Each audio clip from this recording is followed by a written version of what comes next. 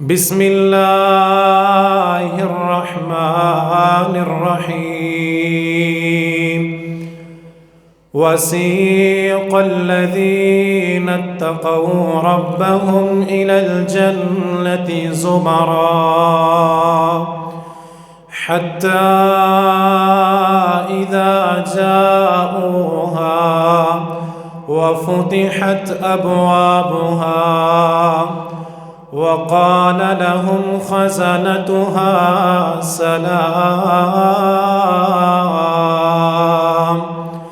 سلام عليكم طبتم فادخلوها خالدين وقالوا الحمد لله الذي صدقنا وعده وأورثنا الأرض نتبوأ من الجنة حيث نشاء فنعم أجر العاملين.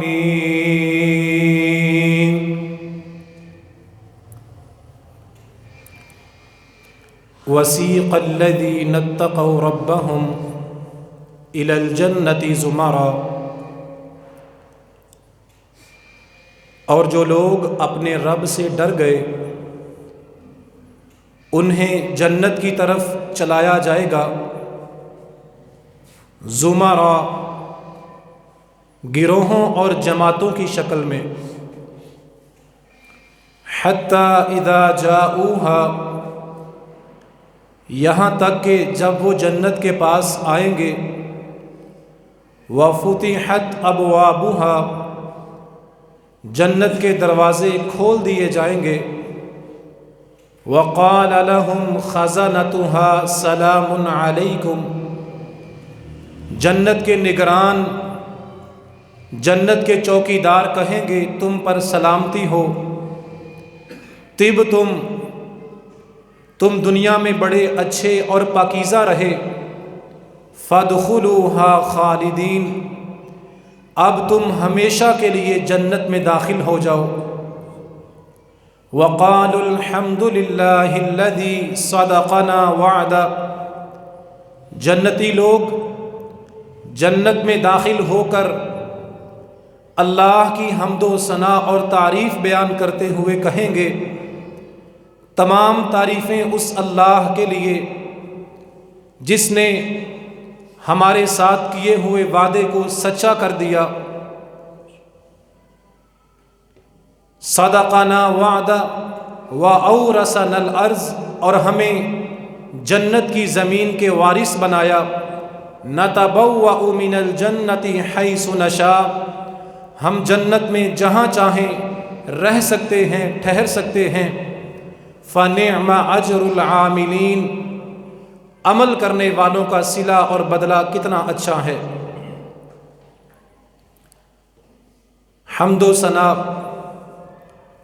تعریفات اللہ وحدہ لا شریک کے لیے. درود و سلام امام کائنات، خاتم النبیین، الصادق المصدوق، جناب محمد الرسول اللہ صلی اللہ علیہ وسلم کی ذات پر. اللہ تعالیٰ نے اپنے مقربین، متقین، صالحین اور محسنین بندوں کے لیے جنت تیار فرمائی ہے، اور نافرمانوں، باغیوں، کافروں، مشرکین کے لیے اللہ نے جہنم کا عذاب تیار کیا ہے. نبی مکرم صلی اللہ علیہ وسلم نے فرمایا جنتی لوگوں کے لیے جنت کی نعمتیں تیار ہیں، جہنمی لوگوں کے لیے جہنم کا دردناک عذاب تیار ہے.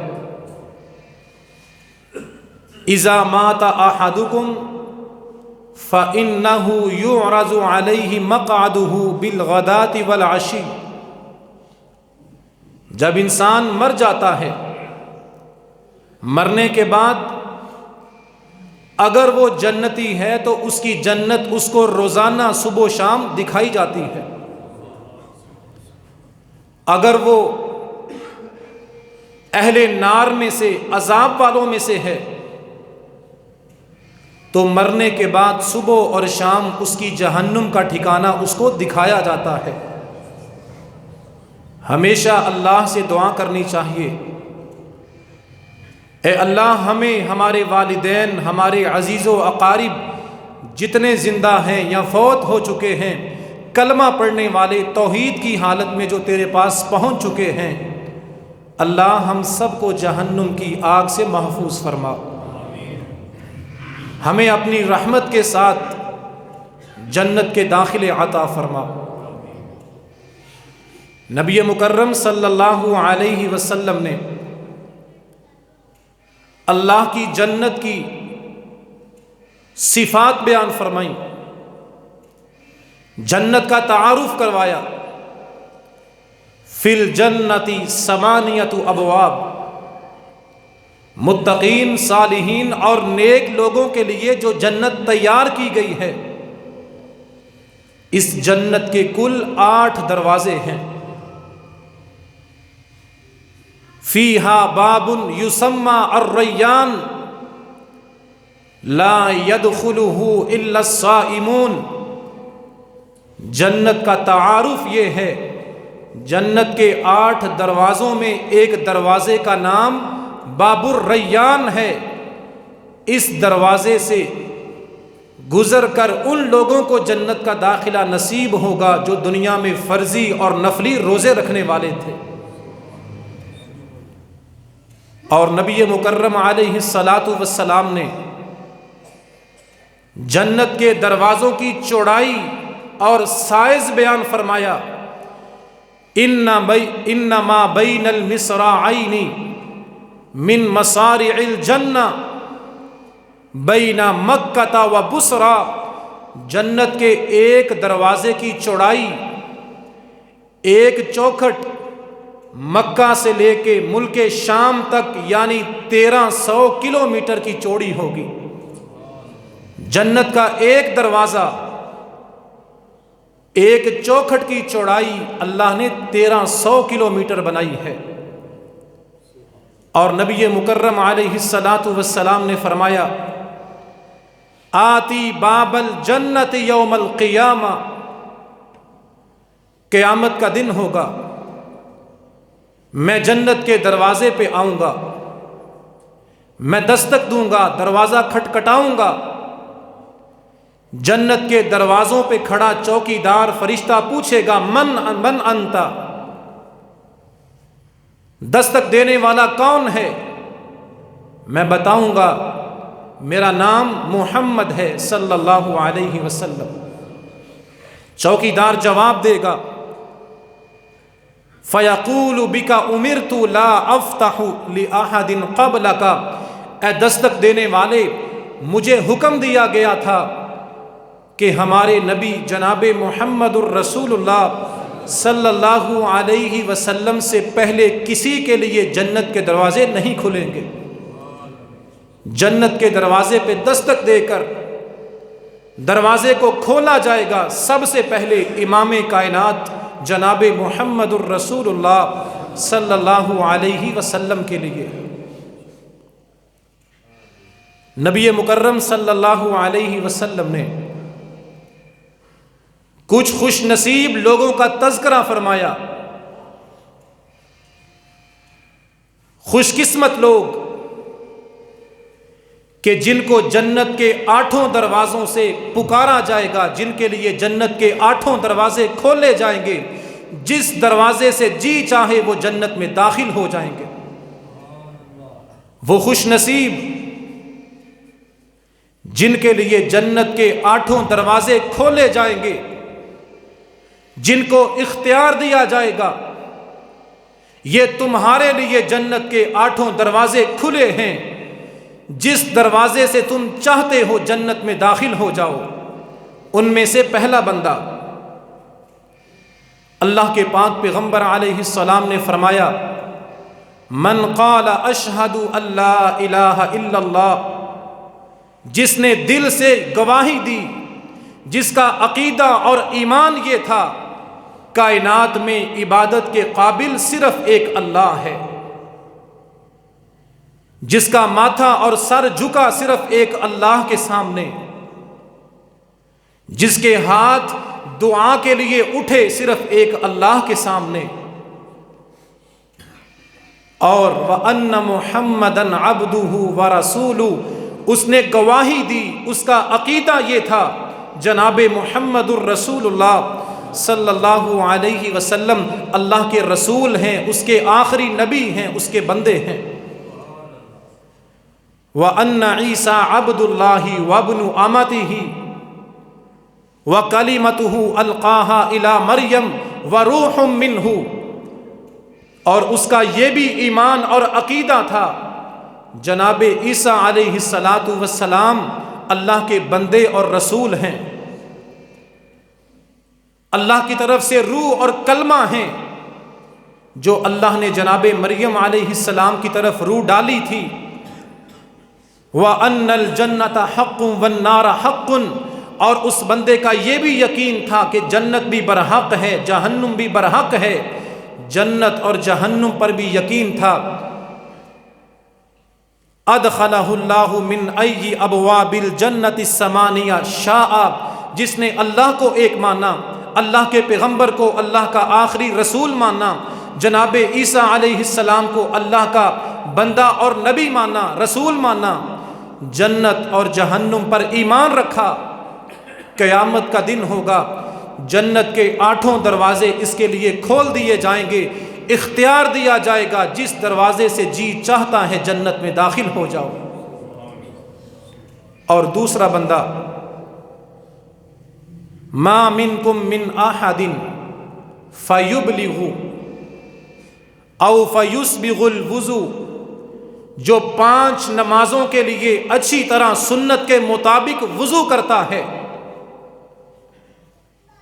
اور وضو کے بعد یہ جملہ اپنی زبان سے ادا کرتا ہے، وضو کے بعد یہ دعا پڑھتا ہے اشہد اللہ الہ الا اللہ وحدہ لا شریک لہ واشہد ان محمدا عبدہ ورسولہ، 5 نمازوں کے لیے وضو کر کے جو یقین کے ساتھ یہ دعا پڑھتا ہے، یہ الفاظ کہہ کے اللہ کی توحید، اس کے نبی کی رسالت کا اقرار کرتا ہے، الا فتحت لہ ابواب الجنت الثمانیہ، اس کے لیے جنت کے 8 دروازے کھول دیے جائیں گے، جس دروازے سے چاہے گزر کے جنت کا مہمان بن جائے۔ تیسرا بندہ جس کے لیے جنت کے 8 دروازے کھولے جائیں گے، ما من مسلم یموت لہ ثلاثہ من الولد لم یبلغ الہنس، جس ماں باپ کے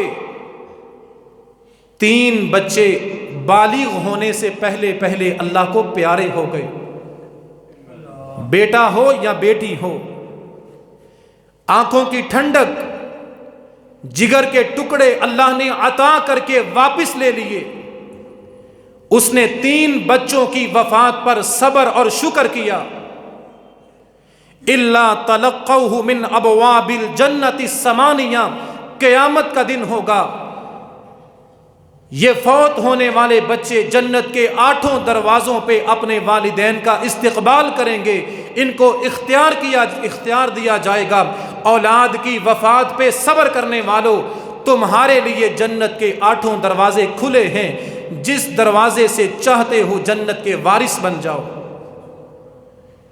صحابی نے سوال کیا اللہ کے پیغمبر، اگر کسی کے 2 بچے اللہ کو پیارے ہوں، فرمایا جس نے 2 بچوں کی وفات پر بھی صبر کیا، یہ دونوں بچے اپنے ماں باپ کی انگلی پکڑ کے اللہ کی جنت میں لے جائیں گے۔ صحابی نے پھر پوچھا،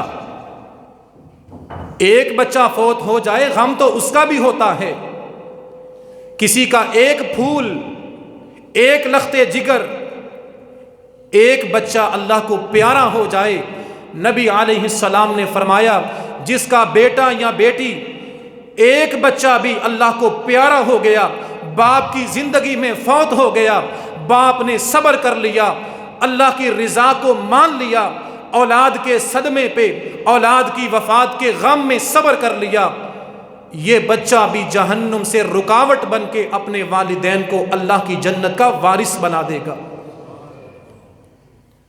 اور چوتھا شخص جس کے لیے جنت کے 8 دروازے کھلیں گے، جس دروازے سے دل کرے گا جنت میں داخل ہوگا، اذا صلیت المرأة خمسها وصامت شهرها وحصنت فرجها وأطاعت زوجها، وہ خوش قسمت عورت، وہ ماں بہن بیٹی جو 5 نمازوں کی پابندی کرتی ہے، جو عورت رمضان کے روزے رکھتی ہے، اپنی عزت کا خیال رکھتی ہے، اپنی پاک دامنی کو، اپنی عفت کو داغ لگنے سے محفوظ رکھتی ہے، اپنے باپ کی پگڑی اور سفید بالوں کا خیال کرتی ہے، اپنے بھائی کی عزت کا لحاظ کرتی ہے، اپنی پاک دامنی عزت کو بچانے والی عورت، اور ساتھ اپنے شوہر کی فرما برداری کرتی ہے۔ عورت کی جنت نماز روزے کے ساتھ خاوند کی فرما برداری میں ہے۔ 5 نمازوں کی پابندی، رمضان کے روزے، اپنی عزت کا خیال کرتی ہے اور خاوند کی فرما برداری کرتی ہے۔ قیامت کا دن ہوگا، اسے کہا جائے گا ادخل الجنت من ابواب الجنت ما شئت، تیرے لیے جنت کے 8 دروازے کھلے ہیں، یہ عورت جس دروازے سے چاہے گی جنت میں داخل ہوگی۔ اور 5واں شخص، 5ویں شخصیت، 5ویں ذات جس کے لیے جنت کے 8 دروازے کھولے جائیں گے، جس کو جنت کی ضمانت اور بشارت دی گئی، من انفق زوجین فی سبیل اللہ نودی فی الجنت یا عبد اللہ ھذا خیر، جس بندے نے اللہ کے دیے ہوئے مال میں سے کسی چیز کا جوڑا اللہ کی راہ میں خرچ کیا، 2 بکریاں، 2 گائے، کسی بھی چیز کا جوڑا اللہ کی راہ میں خرچ کیا، قیامت کے دن اس کو جنت میں کہا جائے گا یہ تیرا صدقہ، تیرا مال خرچ کرنا اللہ کو بڑا پسند آیا ہے۔ اور پھر فمن کان من اہل الصلاۃ دعی من باب الصلاۃ، جو نفل نماز کثرت سے پڑھتا تھا، سنتیں نفل شوق سے ادا کرتا تھا، اس کو جنت میں باب الصلاۃ سے داخل کیا جائے گا۔ ومن کان من اہل الجہاد دعی من باب الجہاد، جو اپنے مال اور جان کے ساتھ جہاد کرنے والا تھا، اس کو جنت کا داخلہ ملے گا باب الجہاد سے گزر کے۔ ومن کان من اہل الصدقہ دعی من باب الصدقہ، جو دنیا میں اللہ کی راہ میں صدقہ اور خیرات کیا کرتا تھا، جس نے اپنے خزانوں کے منہ اللہ کے راستے میں خرچ کرنے کے لیے کھول دیے، دل کھول کے دین کے لیے، اسلام کے لیے خرچ کرنے والا، صدقہ کرنے والا، اس کو جنت کا داخلہ نصیب ہوگا باب الصدقہ سے گزر کے۔ ومن کان من اہل الصیام دعی من باب السلام، جو دنیا میں کثرت سے روزے رکھنے والا ہوگا، اس کو جنت میں داخل کیا جائے گا باب الصیام سے گزار کے۔ جناب ابو بکر رضی اللہ تعالی عنہ پاس بیٹھے تھے، سوال کیا، اللہ کے پیغمبر سے پوچھا، استفسار کیا، طلب کیا، اے اللہ کے پیغمبر، نماز پڑھنے والوں کو نماز والے دروازے سے گزارا جائے گا، روزے داروں کو روزے والے دروازے سے جنت میں گزارا جائے گا، صدقہ کرنے والوں کو جنت میں صدقے والے دروازے سے گزارا جائے گا۔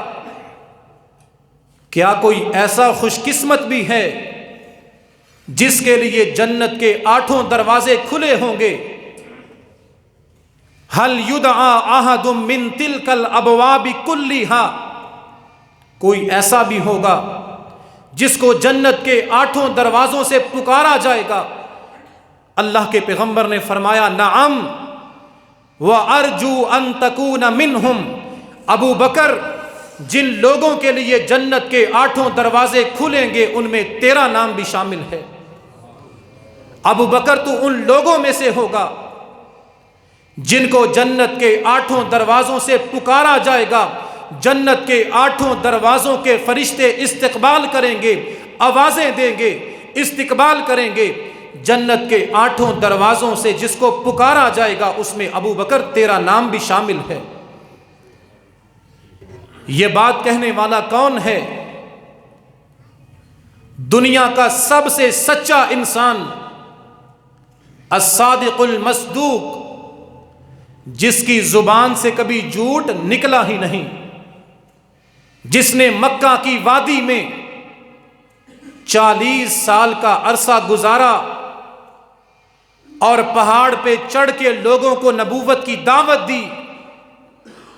مکہ والوں سے پوچھا، میں نے 40 سال تمہارے درمیان گزارے ہیں، میرا کریکٹر، میرا اخلاق کیسا پایا ہے؟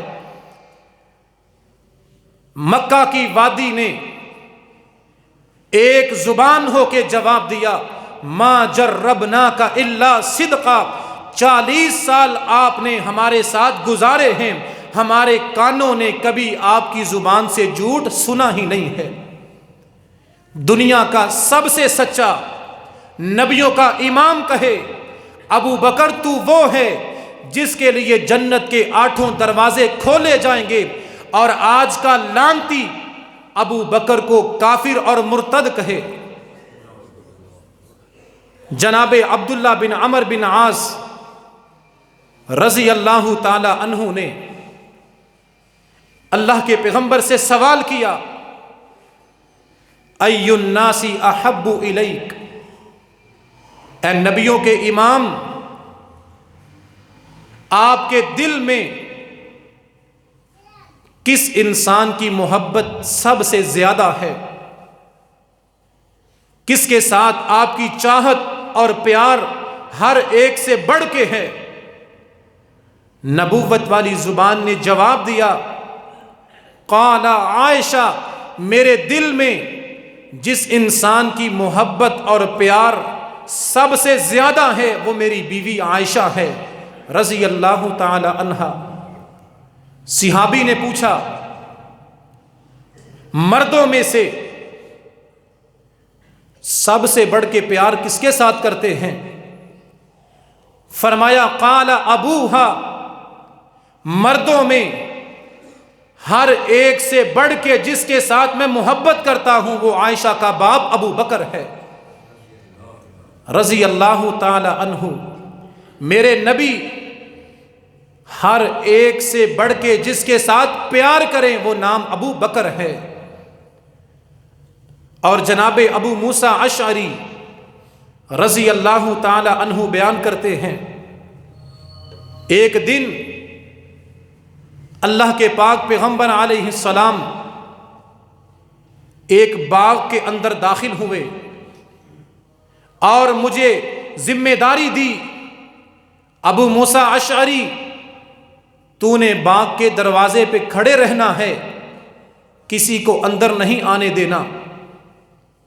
تھوڑی دیر گزری، فجاء رجل من الباب فضرب الباب، دروازے پہ ایک شخص نے دستک دی۔ ابو موسیٰ نے پوچھا کون ہے؟ کہا ابو بکر ہوں۔ ابو موسیٰ اشعری دوڑ کے اللہ کے پیغمبر کے پاس گئے، کہا آپ نے کہا تھا کسی کو اندر نہیں آنے دینا، دروازے پہ دستک دی گئی ہے، دستک دینے والا ابو بکر ہے، کہا دروازہ کھول دے، اذن لہا وبشرہ بالجنہ، ابو بکر کے لیے صرف دروازہ نہیں کھولنا، ضمانت دے دے، بشارت دے دے، خوشخبری دے دے۔ دروازہ کھول کے ابو بکر کو کہنا، نبوت والی زبان نے بشارت دی ہے، ابو بکر تو جنتی ہے۔ مدینے کی گلیوں میں چلنے والا جنتی، وہ جنتی جو عشرہ مبشرہ کے اندر بھی شامل ہے، جس کو میرے نبی نے صدیق کہا، فرمایا دروازہ بھی کھول دو اور بشارت بھی دے دو، ابو بکر تیرے لیے جنت کے وعدے ہو چکے ہیں۔ اللہ کے پاک پیغمبر علیہ الصلاۃ والسلام ابو بکر رضی اللہ تعالی عنہ کے لیے کس انداز میں محبت اور پیار کیا کرتے تھے، جناب انس بن مالک رضی اللہ تعالی عنہ بیان کرتے ہیں، رفع رسول اللہ صلی اللہ علیہ وسلم یدہ وقال، نبیوں کے امام نے اپنے دونوں ہاتھ آسمان کی طرف اٹھائے، اللہ سے دعا کرنا شروع کی، اللہ کے در کے سوالی بنے، اور دعا میں کیا کہا، اللہم اجعل ابا بکر معی فی درجتی یوم القیامہ، اے میرے اللہ ابو بکر کو کل قیامت کے دن جنت میں وہی مقام دینا، وہی درجہ عطا کرنا، وہی منزل عطا کرنا، ابو بکر کو جنت میں میرا ساتھ اور پڑوس عطا کرنا۔ فَأَوْحَى إِلَيْهِ أَنِّي قَدِ اسْتَجَبْتُ لَكَ، ابھی دعا کر کے ہاتھ نیچے نہیں آئے، ابھی دعا پوری نہیں ہوئی، ابھی دعا مکمل نہیں ہوئی، آسمان سے وحی کا نزول ہوتا ہے، جبریل وحی لے کے اترتا ہے، اللہ کے پیغمبر کو ضمانت دیتا ہے، آپ نے جنت میں ابو بکر کے لیے اپنا ساتھ مانگا ہے، ابو بکر کے لیے پڑوس مانگا ہے۔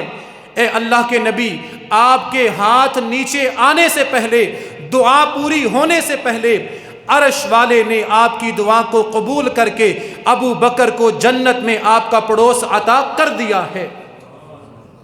صرف جنتی نہیں، ابو بکر وہ جنتی ہے جو نبی کا ساتھ ہوگا، نبی کے پڑوس میں ہوگا، جنت کی اس منزل اور مقام پہ ہوگا جس منزل میں جناب محمد الرسول اللہ صلی اللہ علیہ وسلم ہوں گے۔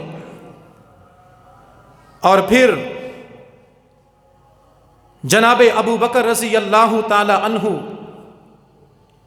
جن کی اسلام کے لیے قربانیاں، اسلام کے غلبے کے لیے، اسلام کی نشر و اشاعت کے لیے، اسلام کو پھیلانے کے لیے، ابو بکر وہ ہے۔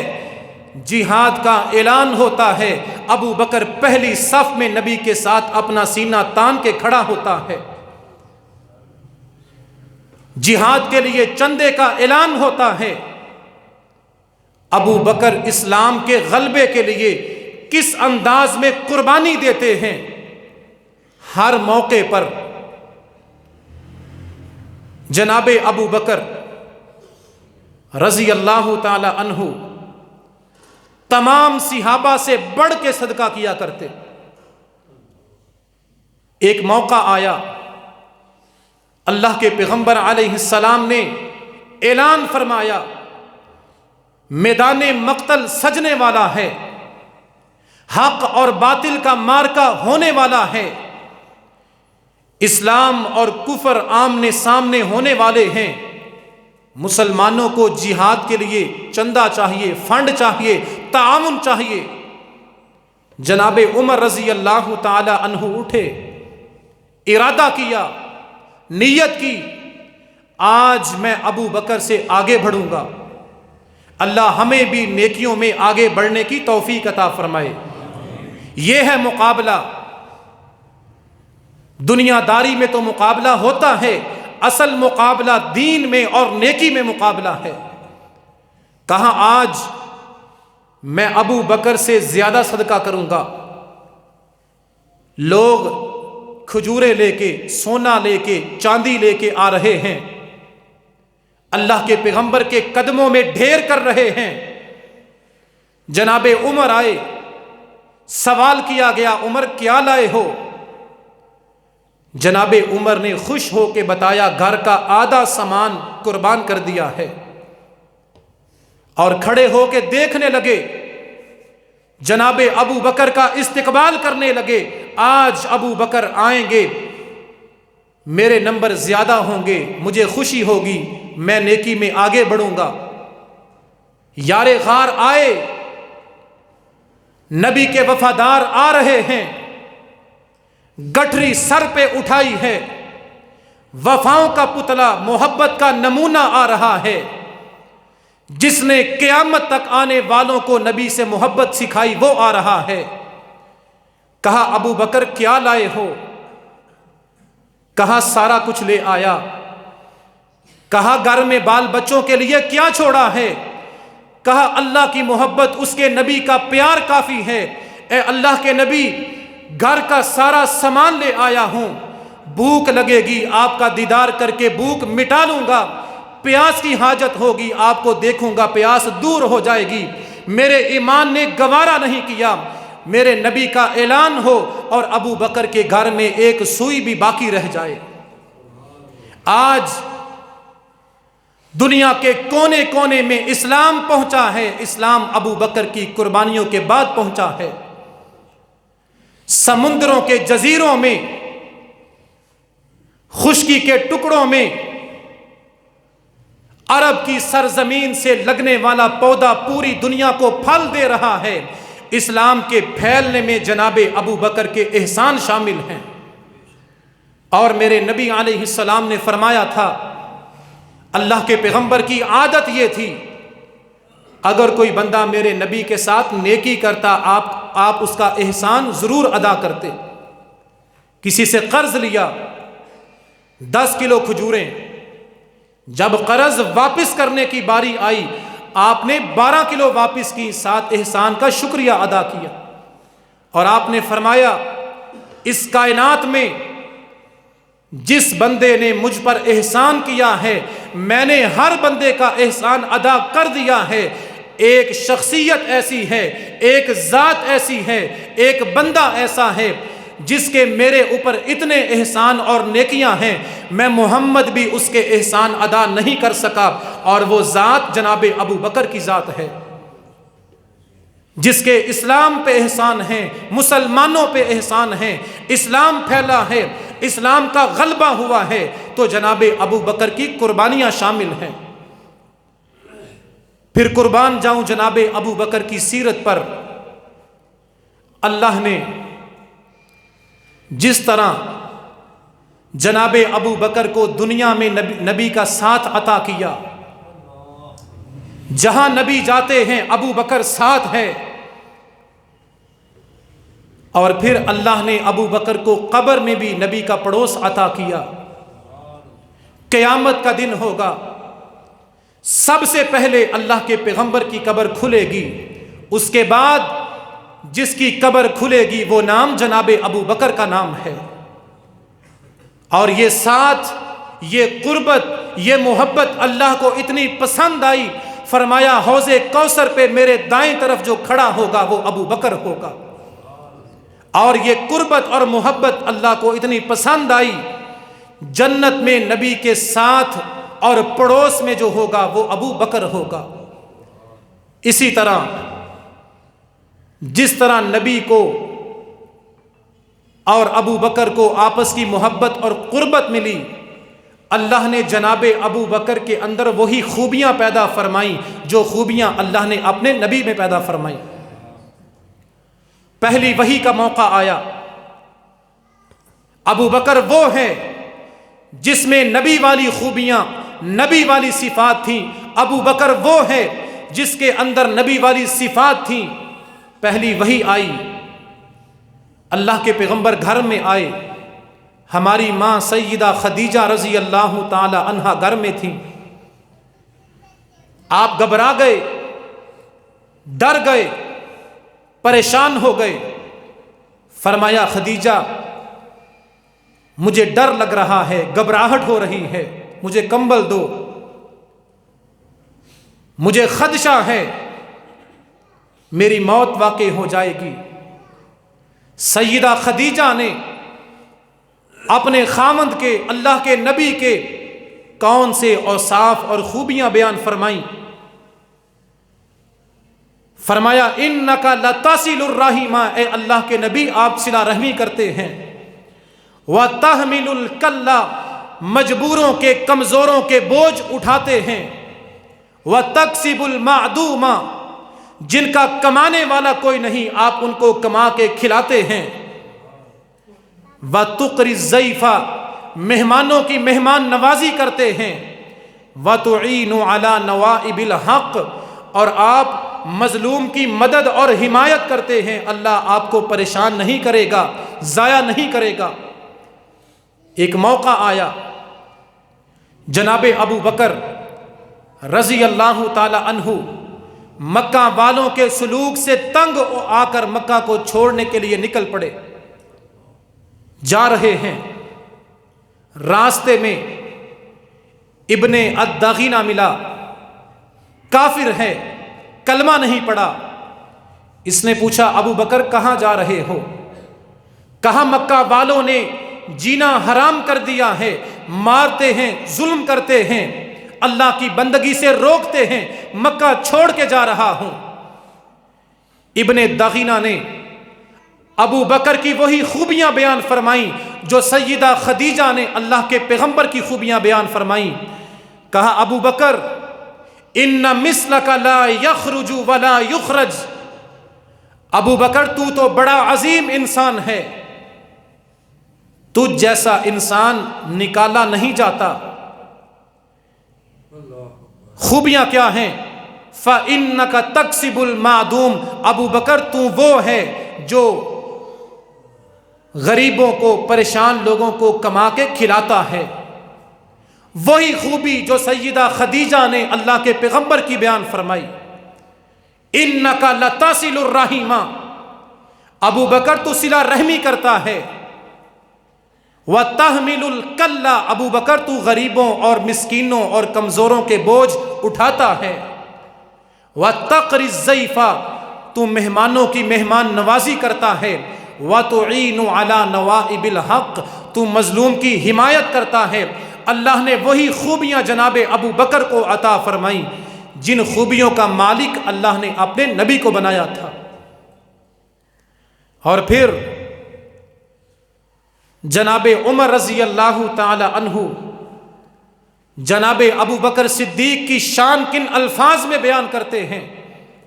لو وزن ایمان ابی بکر بایمان اہل الایمان، لو وزن ایمان ابی بکر بایمان اہل الارض لرجح بہ. جناب عمر فرماتے ہیں ترازو کے ایک پلڑے میں ابو بکر کا ایمان ہو، دوسرے پلڑے میں نبی اور رسولوں کے بعد ساری کائنات کے ایمانداروں کا ایمان ہو، ساری کائنات کے مومنوں کے ایمان پر ابو بکر کا ایمان بھاری اور وزنی ہوگا. اور جناب علی رضی اللہ تعالی عنہ اہل بیت کے فرزند جناب ابو بکر کی شان کن الفاظ میں بیان کرتے ہیں اور جناب ابو بکر کی وفات کے بعد بیان کرتے ہیں. آج لعین اور لعنتی کہتا ہے ابو بکر نعوذ باللہ سیدہ فاطمہ کا حق کھا گیا. اہل بیت اور ابو بکر میں دوریاں ڈال دی، جھوٹے قصے اور کہانیاں بیان کر کے لوگوں میں یہ فتنہ پیدا کیا کہ نعوذ باللہ ابو بکر اور اہل بیت میں دوریاں تھیں. جناب علی رضی اللہ تعالی عنہ جو اہل بیت میں سے ہیں، جناب علی رضی اللہ تعالی عنہ ابو بکر رضی اللہ تعالی عنہ کی شان میں بیان کرتے ہیں رحم اللہ ابا بکر هو اول من جمع القرآن بین اللوحین، اللہ ابو بکر پہ رحمتیں کرنا، ابو بکر کی قبر پہ رحمتوں کی برسات برسانا، ابو بکر نے امت پہ احسان کیا ہے۔ یہ قرآن جو آج امت کے پاس ہے، اس قرآن کو جمع کرنے والا ابو بکر ہے۔ جناب علی رضی اللہ تعالی عنہ جناب ابو بکر پہ راضی اور خوش تھے، اور ابو بکر کے لیے رحمت کی دعائیں کیا کرتے تھے۔ اور جناب علی رضی اللہ تعالی عنہ کے بیٹے محمد بن علی بن ابی طالب اپنے باپ علی سے سوال کرتے ہیں، اے ابا جان، ای الناس خیر بعد رسول اللہ۔ جناب علی کے بیٹے جناب علی سے سوال کرتے ہیں، ابا جان ذرا یہ تو بتا دیں، اللہ کے پیغمبر کے بعد آپ کو کس کے ساتھ ہر ایک سے زیادہ محبت ہے؟ اللہ کے نبی کے بعد آپ کس بندے کو سب سے بہترین اور اچھا سمجھتے ہیں، اور کس کے ساتھ سب سے زیادہ پیار کرتے ہیں؟ جناب علی نے فرمایا ابو بکر ثم عمر۔ جناب علی فرماتے ہیں اللہ کے پیغمبر کے بعد اگر میرے دل میں کسی کی محبت ہے تو ابو بکر اور عمر کی محبت ہے۔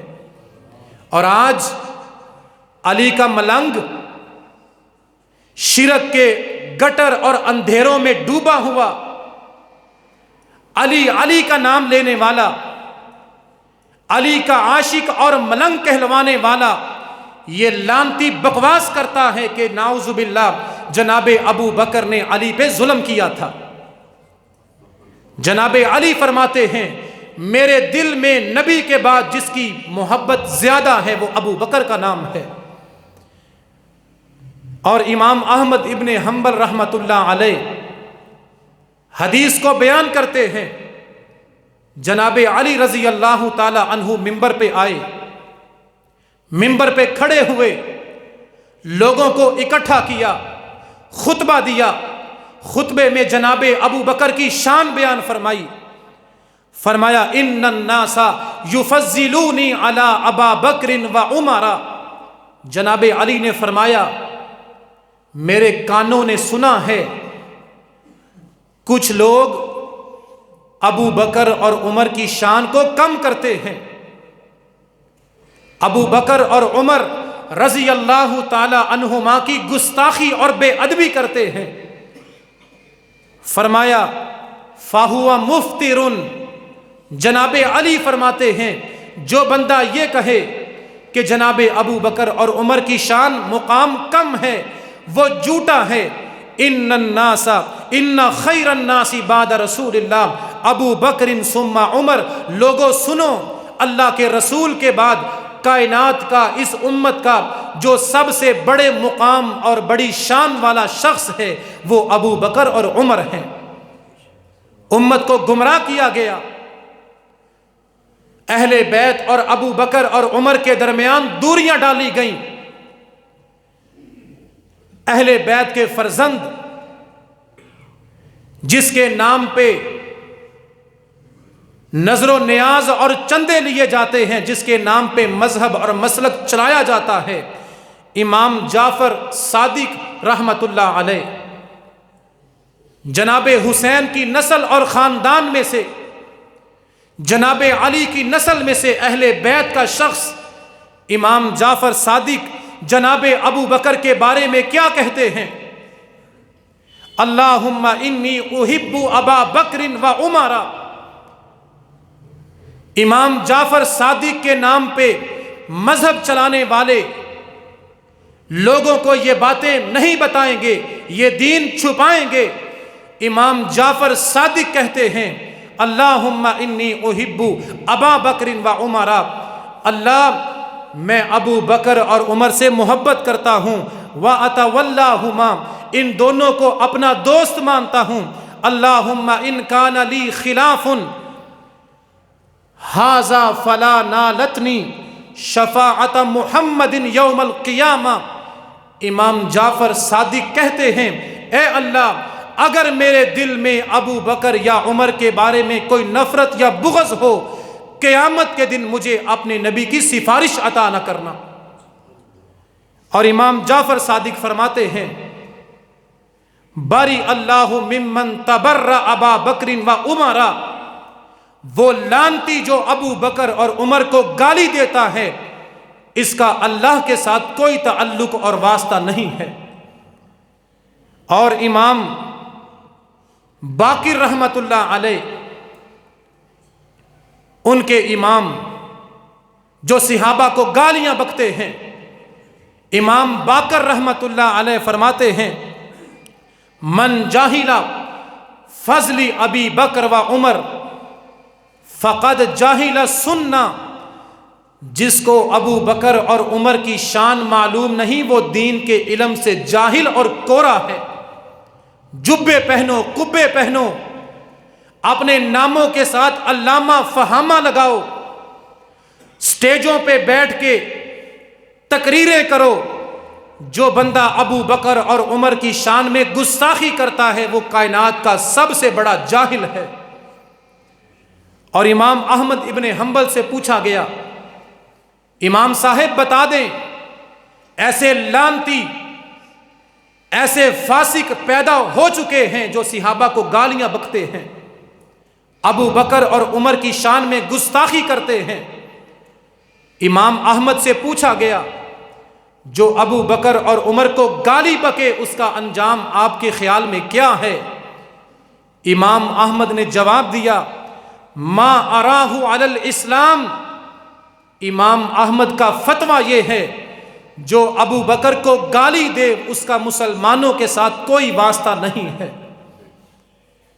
اور امام اسحاق رحمت اللہ علیہ بیان کیا کرتے تھے بغض ابی بکر و عمر من الکبائر، جناب ابو بکر اور عمر کے ساتھ بغض رکھنا، ان کو گالی بکنا، ان کی شان میں توہین کرنا اللہ کے کبیرہ گناہوں میں سے کبیرہ گناہ اور اللہ کی بڑی نافرمانی ہے۔ نوجوانوں، یہ موضوع، اس کا بیان اور انتخاب اس لیے کیا گیا، آج سوشل میڈیا پر صحابہ کرام کو گالیاں بکی جا رہی ہیں۔ پاکستان میں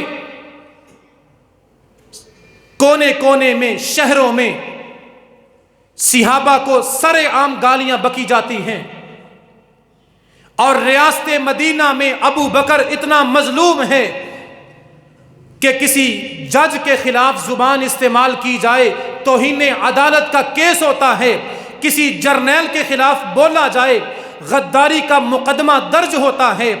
پاکستان کی سرزمین میں یہ ابو بکر ہی مظلوم ہے کہ جس کو گالیاں دی جائے کوئی قانون حرکت میں نہیں آتا، اور گالیاں بکنے والے ریاست مدینہ کے وزیر ان لعنتیوں کو پناہ دیتے ہیں۔ توحید اور سنت کا پرچار کرنے والے، مظلوموں کی حمایت میں کھڑے ہونے والے 3 سالوں سے جیل میں پڑے ہیں، اور یہ کمینے اور میراثی پاکستان کی سڑکوں پر ابو بکر اور عمر کو گالیاں بکتے ہیں۔ کوئی قانون نہیں ان کے لیے۔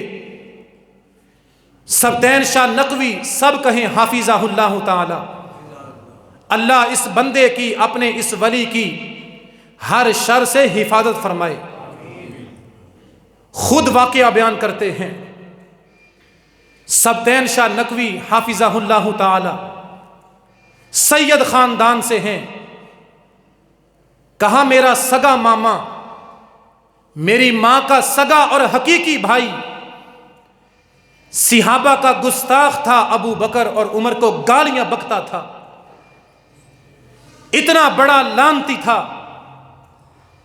گلی محلے میں کتا آتا نعوذ باللہ اشارہ کر کے ابو بکر اور عمر کا نام لیتا۔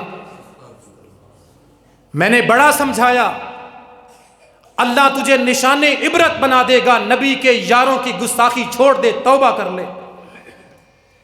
سبطین شاہ نقوی اپنی آنکھوں سے دیکھا حال بیان کرتے ہیں، ماں کا سگا بھائی، حقیقی ماما، موت کا وقت آیا، مرنے کا وقت آیا، میں مامے سے ملنے کے لیے گیا، جس کمرے میں بیٹھا تھا کتے کی طرح بھونکنے کی آوازیں آتی تھیں، گھر والے کہتے تھے کلمہ پڑھو، زبان کھولتا تھا کتے کی طرح بھونکنے کی آوازیں سنائی دیتی تھیں، کتے کی طرح بھونکتے ہوئے مر گیا ابو بکر اور عمر کو گالیاں دینے والا۔ اور امام مستغفری رحمت اللہ علیہ سند کے ساتھ واقعہ بیان کرتے ہیں، شواہد النبوہ، امام عبد الرحمن الجامی کی کتاب، اس کے اندر واقعہ لکھتے ہیں کہ کسی سفر میں مسجد میں جا کے نماز پڑھی، نماز سے فارغ ہوئے، امام نے جناب ابو بکر اور عمر رضی اللہ تعالی عنہ کے بارے میں گندی زبان استعمال کی، نبی کے یاروں وفاداروں کی توہین اور گستاخی کی۔ مجھے بڑی پریشانی ہوئی، میں نے نصیحت کی، سمجھایا اور چلا گیا۔ میں سفر میں تھا، 1 سال کے بعد دوبارہ میرا وہیں سے گزر ہوا، اسی مسجد میں میں نماز پڑھنے کے لیے آیا، نماز پڑھی، امام کوئی اور تھا، نیا امام تھا۔ میں نے پوچھا وہ پہلا بندہ کہاں گیا، صحابہ کا گستاخ اور بے ادب کہاں گیا؟ لوگوں نے مجھے پکڑا، ساتھ مکان میں لے گئے۔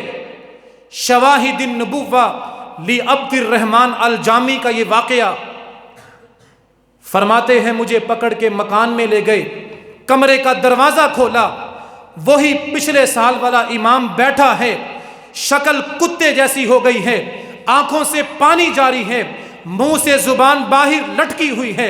لوگوں نے کہا یہ ابو بکر اور عمر کی گستاخی سے باز نہیں آتا تھا۔ اللہ نے ابو بکر اور عمر کے گستاخ اس لعنتی کو دنیا میں کتا بنا کے لوگوں کے لیے نشان عبرت بنا دیا۔ نبی کے یاروں پہ بھونکو گے، اللہ تمہیں کتا بنا کے موت کے گھاٹ اتارے گا۔ جناب ابو بکر کی محبت اپنے دلوں میں پیدا کرو، اللہ بیٹا عطا کرے، نام حسن بھی رکھو، حسین بھی رکھو، علی بھی رکھو، اللہ بیٹا عطا کرے، نام ابو بکر اور عمر بھی رکھو۔ اور جہاں جناب ابو بکر کی شان میں گستاخی ہو، ایسے یاروں سے، ایسے میراثیوں اور ڈاکوؤں سے، ایمان کے چوروں سے، ایسے لعنتیوں سے بچو جو صحابہ کی شان میں گستاخی کرتے ہیں۔ ابو بکر وہ ہے جو جہاد کا میدان آئے پہلی صف میں اپنی جان لے کے کھڑا ہوتا ہے، مال قربان کرنے کی باری آئے ابو بکر سارے گھر کا سامان اللہ کے پیغمبر کے قدموں پہ قربان کرتا ہے۔ نبی علیہ السلام کی بیوی فوت ہو، ابو بکر اپنے جگر کا ٹکڑا اپنی بیٹی نبی کے نکاح میں دیتا ہے۔ ہجرت کی رات ہو، ابو بکر نبی کو کندھوں پہ سوار کر کے کفار کے سامنے موت کی وادی سے ہو کے نبی کو مدینے پہنچاتا ہے۔ ابو بکر کی شان اللہ نے بیان فرمائی ہے، نبی نے بیان فرمائی ہے۔ ابو بکر اور عمر کی شان جناب علی اور اہل بیت نے بیان فرمائی ہے۔ زندہ رہیں، نبی اور صحابہ کی محبت کے ساتھ، موت آئے نبی اور صحابہ کی محبت کے ساتھ۔ وما علی الا البلاغ المبین۔